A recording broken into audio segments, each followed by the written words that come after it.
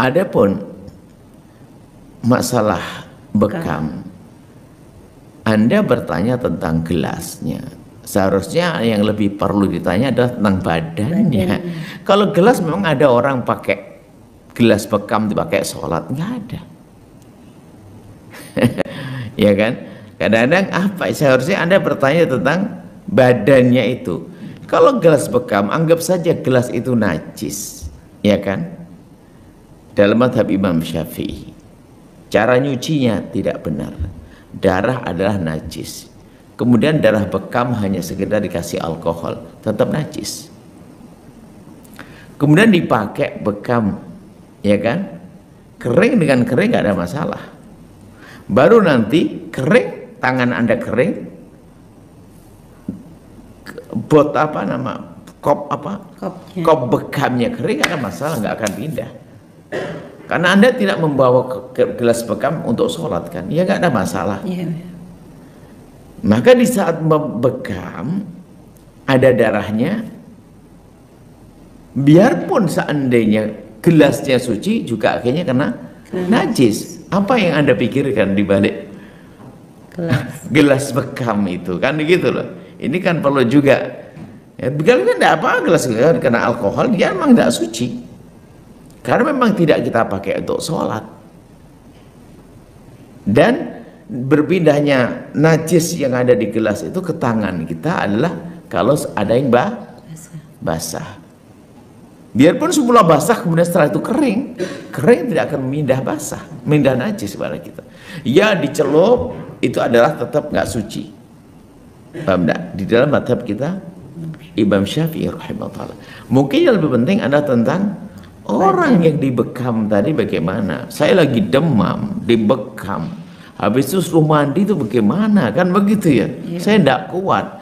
Dilap tisu tok gimana? Ya, dalam mazhab kita Imam Syafi'i enggak suci dong kalau hanya segera dilap apa?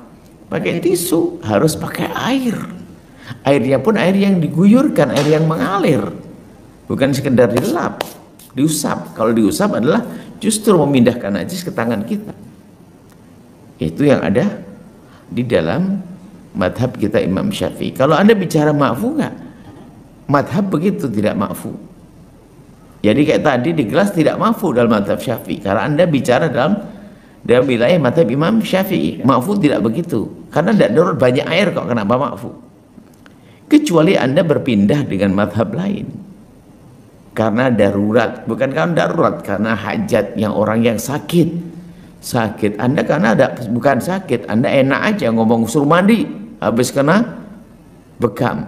Tapi yang kena demam itu nyentuh air, gemeteran dia, habis itu suruh mandi.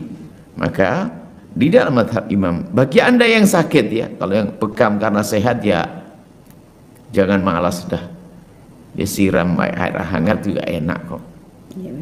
Tapi bagi yang susah bersentuhan dengan air dan bahkan mungkin membahayakannya, maka bisa mengambil mazhabnya Imam Ahmad bin Hambal bahwa darah itu adalah tidak najis, tapi untuk keadaan tertentu, bukan seenaknya.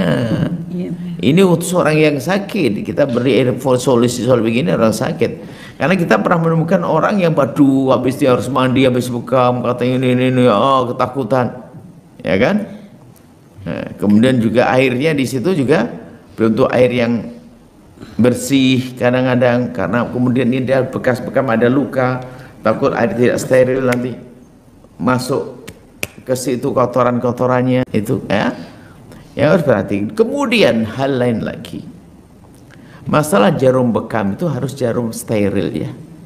Tidak boleh Anda menggunakan, Anda kalau mau bekam dengan siapapun harus jarum itu adalah pasti jarum yang baru. Jangan mau jarum yang pernah dipakai orang lain. Karena menurut ahlinya, yaitu para dokter medis, ada pemindahan jenis penyakit melalui jarum seperti itu. Semoga Allah menjaga Anda. Dan tadi memang Bu ya, biasanya kalau yang bekam gitu Bu ya, memang selalu mengingatkan untuk jangan mandi dulu, minimal itu dalam masa 3 jam. Karena itu masih luka gitu, jadi kalau kena air membahayakan. dan nanti kayak malah bikin masuk ya angin Bakteri. masuk lagi dan juga banyak Bakteri, sebab lah iya Bu bakteri ya. lah, atau Nah artinya kan kalau sudah ada kayak begitu Bu ya, sedangkan kadang mungkin mepet waktu sholat kayak begitu, jadi berarti boleh kita untuk mengambil dari mazhab. pertama hendaknya bekamnya setelah sholat supaya kita tetap di dalam madhab kita. Cuman jika ternyata jadwal bekam kita semacam itu, ya ikut madhab Imam Ahmad, ya gak ada masalah, kan bukan untuk main-main. Iya Bu ya. Ada hajat-hajat tertentu semacam ini.